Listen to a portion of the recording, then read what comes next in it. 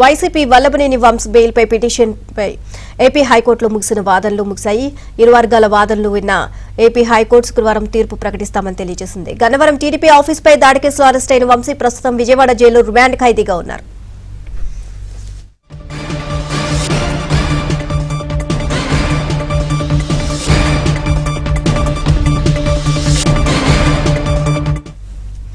Overall గా అంశానికి సంబంధించి మరిన్ని అప్డేట్స్ కరెస్పాండెంట్ ప్రసాద్ నడి తెలుసుకుందాం. ప్రసాద్, వైసీపీ ప్రభుత్వ హయాంలో కృష్ణా జిల్లా గన్నవరం తెలుగుదేశం పార్టీ కార్యాలయంపై ఆ రోజు వైసీపీ నాయకులు అలాగే వల్లభనేని వంశీ సారథ్యంలో దాడికి పాల్పడ్డారు.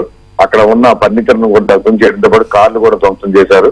అయితే కూటమి ప్రభుత్వం వచ్చిన తర్వాత దీనిపై విచారణ చేయగా వంశీని 72వ నిందితుడిగా చేర్చారు. దీనికి సంబంధించి దాదాపు 80 మందిని ఈ కేసులో దోషులుగా నిర్ధారించారు. అయితే వల్లభనేని వంశీ ఇప్పటికే విజయవాడ జిల్లా జైల్లో రిమాండ్ ఖైదీగా కొనసాగుతున్నారు.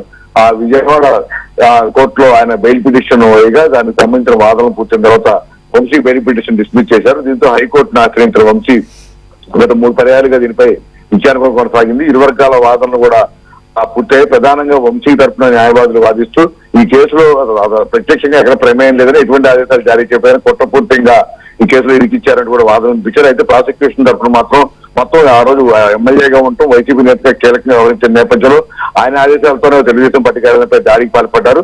అందుకు సంబంధించి అరెస్ట్ చేసి విచారించిన వాళ్ళు కొంతమంది వంశీ పేరు కూడా ప్రస్తావించినట్టు కూడా ఆధారాలతో సహా వాదన వినిపించడం జరిగింది. ఈ రోజు ఇరు వర్గాల వాదన పూర్తి కావడంతో న్యాయమూర్తి హైకోర్టు న్యాయమూర్తి శుక్రవారం తీర్పు రిజర్వ్ చేశారు. దీనికి సంబంధించి బెయిల్ డిస్మిస్ చేస్తారా లేకపోతే బెయిల్ ఇస్తారనే అంశంపై చర్చ సాగుతుంది. Right, thank you Prasad.